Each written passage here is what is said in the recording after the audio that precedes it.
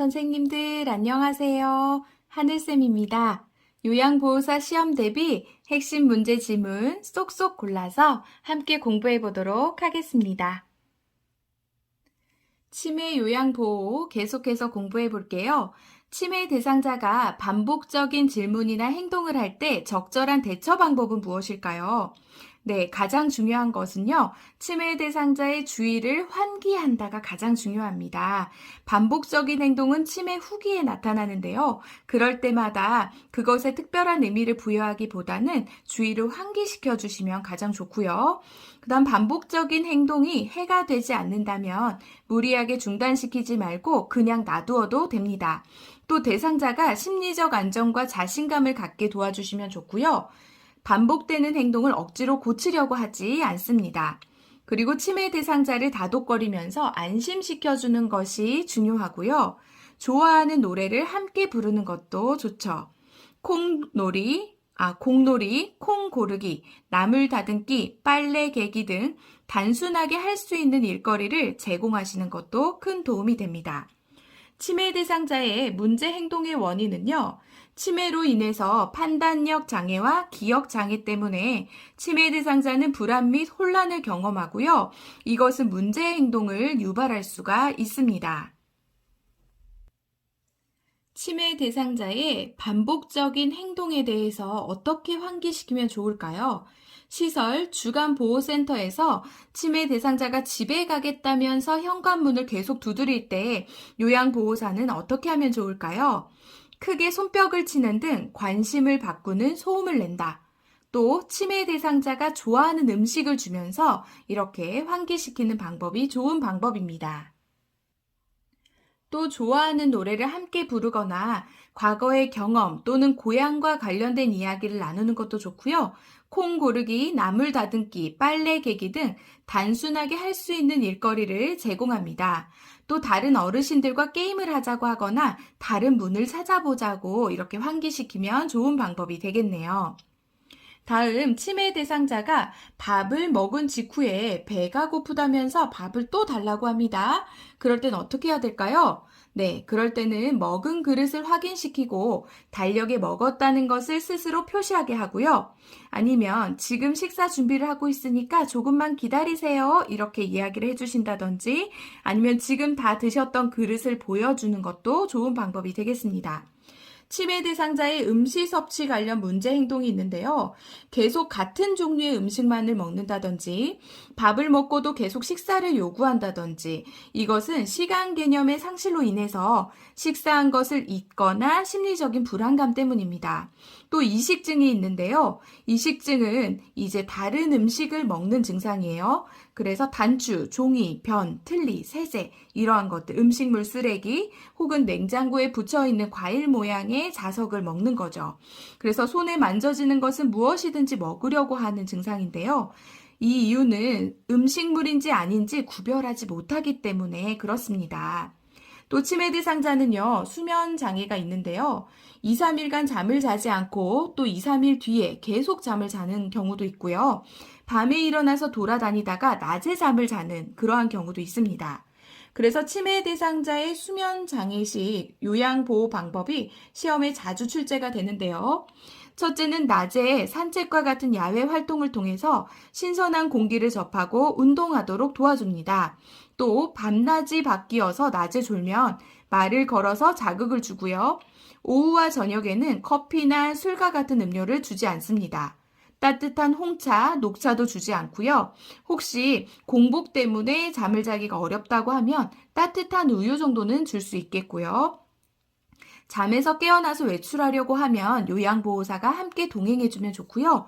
매일 아침 일정한 시간에 일어나도록 그렇게 일정한 시간에 일어나고 일정한 시간에 주무시도록 규칙적인 생활을 잡아주는 것도 도움이 됩니다.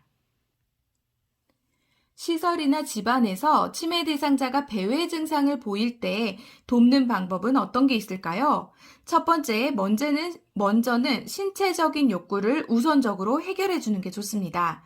배고픔이나 대소변을 싼 침구, 춥거나 더운 방, 위통이나 요통 같은 질병 등으로 초조감을 느끼고 배회할 수 있기 때문에 먼저 신체적인 욕구를 해결해 주도록 합니다. 다음은 단순한 일거리를 주어서 배회 증상을 줄여주고요. 집안에서 배회하는 경우에는 배회 코스를 만들어줍니다. 또 치매 대상자가 신분증을 소지하도록 해주시고요. 그리고 현관이나 출입물에 벨을 달아서 관찰하고요. 창문 등 출입이 가능한 모든 곳의 문은 잠급니다. 또 TV나 라디오를 너무 크게 틀어놓지 않고요. 집안을 어둡게 하지 않습니다. 고양이나 가족에 대한 대화를 나누어서요. 관심을 다른 곳으로 돌림으로써 배회를 줄여줄 수가 있습니다. 그리고 치매 대상자 주변을 친숙한 것으로 채워주어서 가족과 다과 등을 함께하는 시간을 갖도록 하면서 안정감을 주시면 좋겠죠. 다음은 의심, 망상, 환각 증상을 보이는 경우의 대처 방법입니다. 보고 들은 것에 대해서 부정하거나 다투지 말고 감정을 이해하고 수용해 줍니다. 치매 대상자의 말이나 행동 등을 조롱하지 말고요. 귓속말을 하지 않는 것이 좋아요. 잃어버렸다는 물건을 찾을 경우에 비난하지 말고 아무 일도 아닌 것처럼 행동하시면 됩니다. 또 잃어버린 물건은 함께 찾아보시죠. 이렇게 이야기하시면 좋고요. 규칙적으로 시간과 장소를 알려주어서 현실감을 유지하도록 합니다. 또 모든 행위에 대해서 간단히 설명해 주고요. 도움을 주려고 한다는 확신을 갖게 하시면 좋습니다. 치매 대상자가 다른 사람이 내 물건을 훔쳐갔다고 소리를 지를 때는요. 어떻게 해야 될까요? 잃어버린 물건에 대한 의심을 부정하거나 설득하지 말고요. 저랑 같이 찾아보시죠. 이렇게 이야기해 주시고요.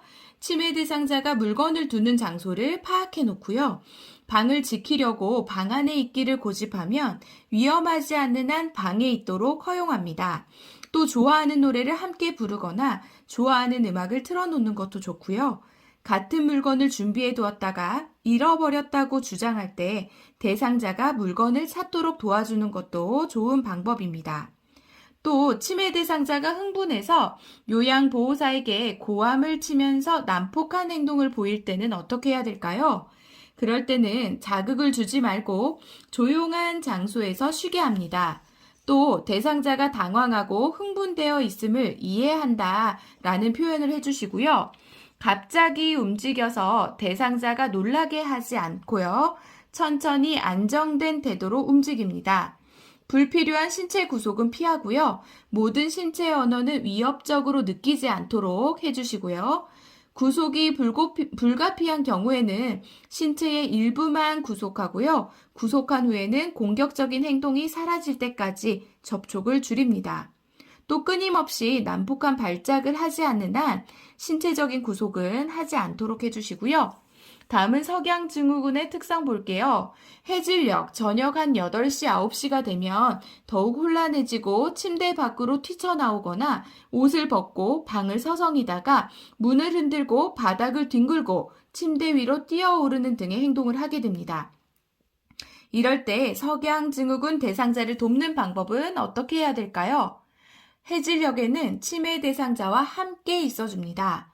또 좋아하는 소일거리를 주거나 애완동물과 함께 즐거운 시간을 갖도록 하고요. 낮 시간 동안에 움직이거나 활동하게 합니다.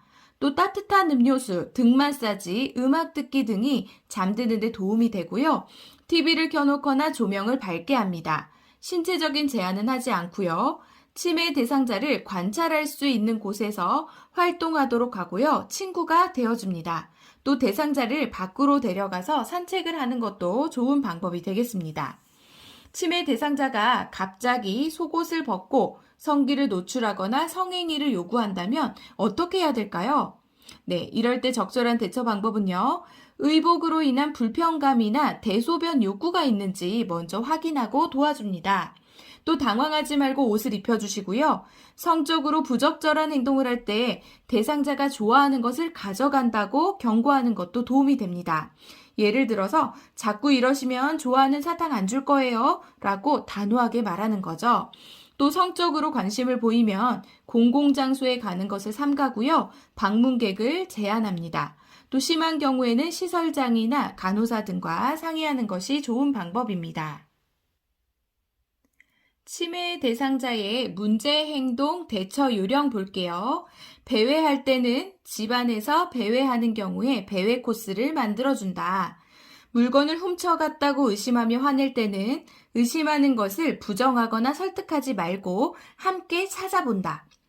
음식물에 독극물을 타놓았다고 의심할 때는 제가 먼저 먹어보겠습니다 라고 이야기하시고요. 옷 입기를 싫어할 때는 시간이 지체돼도 기다려줍니다.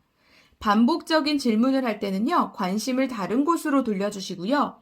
밥을 먹었는데 또 달라고 할 때는요, 식사를 준비하고 있으니까 잠깐만 기다려주세요 라고 이야기하시면 되겠습니다. 치매 대상자와의 언어적 의사소통 표현 방법은 어떻게 해야 될까요? 대상자의 신체적 상태를 먼저 파악합니다. 그래서 막연한 질문보다는 구체적인 질문을 하는 게 좋고요. 어디 불편한 곳 있으세요? 이게 아니라 신체 부위를 짚어가면서 허리가 아프세요? 무릎이 아프세요? 이렇게 질문하는 것이 더 좋습니다. 또 대상자가 이해할 수 있도록 말해주시고요. 대상자를 의심하면 부정하거나 설득하지 말고 함께 찾아보도록 합니다. 또 대상자의 속도에 맞춰주시고 어린아이 대하듯 하지 말고요. 부정형보다는 긍정형 문장을 사용해 주시고요. 네, 아니요로 간단히 답할 수 있는 걸로 질문해 주시는 게 좋습니다. 또 대상자가 말을 이해하지 못하면 반복적으로 설명해 주시고 대상자를 인격적으로 대하십니다. 간단한 단어 및 이해할 수 있는 표현을 사용하도록 하고요. 대상자에게는 한 번에 한 가지씩만 설명합니다. 가까운 곳 1m 이내에서 얼굴을 마주 보면서 말해주고요. 항상 현실을 알려주세요. 그래서 이름을 부르고 자신이 누구인지를 밝혀주시고 아침 8시예요. 아침 식사하세요. 밤 10시예요. 주무세요. 라고 말하면서 항상 현재 상황을 알려줍니다. 그리고 일상적인 어휘를 사용해 주시고요. 과거를 회상하도록 유도해 주시면 좋습니다. 치매 단계별 의사소통 시에 치매 말기에 발생하는 문제가 있는데요. 첫 번째로는 말이 없어집니다. 무언증이 있고요. 그리고 두 번째는 앵무새처럼 상대방의 말을 그대로 따라합니다. 대화할 때 시선을 맞추는 것이 어렵고요. 그리고 의사소통이 어려워요. 그래서 이렇게 치매 말기 대상자와 의사소통을 하려고 할 때 올바른 방법을 알아볼게요. 대상자를 마주 보면서 이야기하고요. 대상자의 이름을 부르면서 이야기를 시작하고 요양보호사 자신의 이름도 말해줍니다. 또 대상자가 응답하지 않더라도 계속 이야기를 해주시고요. 방 안에 아무도 없는 것처럼 이야기하지 않습니다. 또 신체적인 접촉을 적절히 하면서 대상자가 말하는 모든 것에 반응을 해주시는 것이 좋고요. 대화가 끝난 뒤에는 항상 마무리 인사를 합니다. 또 대상자가 좋아했던 음악을 함께 듣고 책을 읽는 것도 좋고요. 대상자가 모든 것을 듣고 있다라고 가정을 하고 말씀하시면 좋습니다. 말기 치매 대상자는요, 발음이 부정확하고 다른 사람의 이야기를 이해하지 못하기 때문에 그렇습니다. 선생님들, 오늘도 공부하시느라 정말 수고 많으셨습니다.